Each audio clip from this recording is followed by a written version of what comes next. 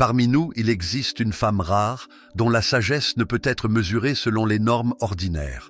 Sa présence transforme une pièce, non par des paroles ou des actes, mais par une force subtile qui rayonne de l'intérieur. Carl Jung décrivait cela comme la fonction supérieure du sentiment, une intelligence qui transcende la sensibilité émotionnelle et perçoit des réalités cachées à la plupart. Ces femmes évoluent entre les mondes, porteuses de dons à la fois fardeau et bénédiction, incompris par une société qui privilégie le mesurable au mystique. Voici 6 traits invisibles qui révèlent leur pouvoir spirituel. 1. Sensibilité énergétique. Ces femmes lisent les énergies aussi aisément que d'autres lisent un texte. En pénétrant dans un espace, elles perçoivent les tensions, les chagrins cachés ou les motivations inexprimées sans qu'un mot ne soit prononcé.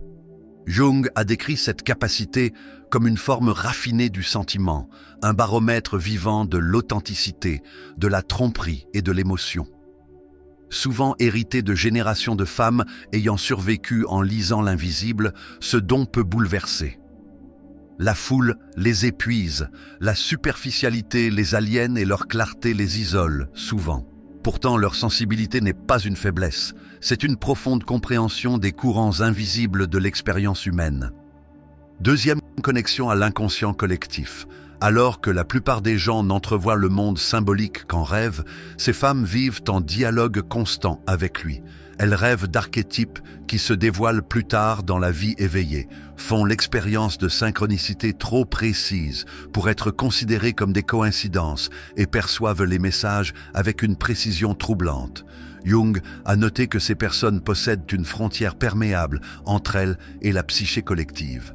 Plutôt que de s'y perdre, elles traduisent son langage en sagesse pratique. Un rêve devient un guide, un symbole récurrent, une affirmation, et la vie elle-même une conversation avec une intelligence plus profonde. Troisième, solitude sacrée. Ces femmes honorent la solitude non pas comme un isolement, mais comme un sanctuaire pour l'âme. En silence, elles entendent la voix du soi plus clairement que dans n'importe quelle foule.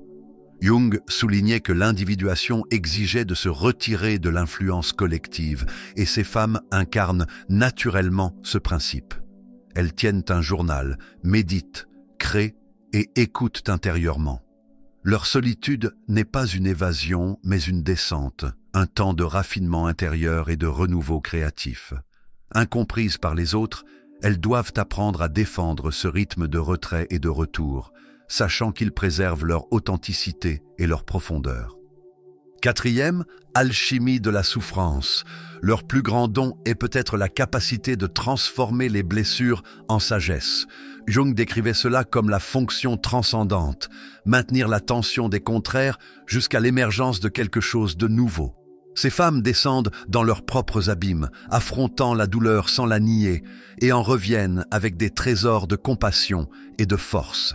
Elles incarnent l'archétype du guérisseur blessé. Leurs cicatrices deviennent sacrées, leurs souffrances une source de qualification.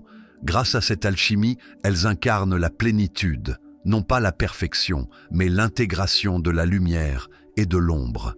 Cette plénitude rayonne, guidant les autres sur les chemins de la guérison. Cinquième, présence thérapeutique. Leur pouvoir ne réside pas dans les mots, mais dans la présence elle-même. Jung reconnaissait que la véritable guérison se produit souvent dans le silence, dans la résonance de l'être plutôt que dans la parole. Ces femmes portent cette résonance. Leur silence parle, leur retenue guérit, et leur écoute silencieuse crée un espace où les autres peuvent être vus. Elles parlent avec parcimonie, mais chaque mot a du poids.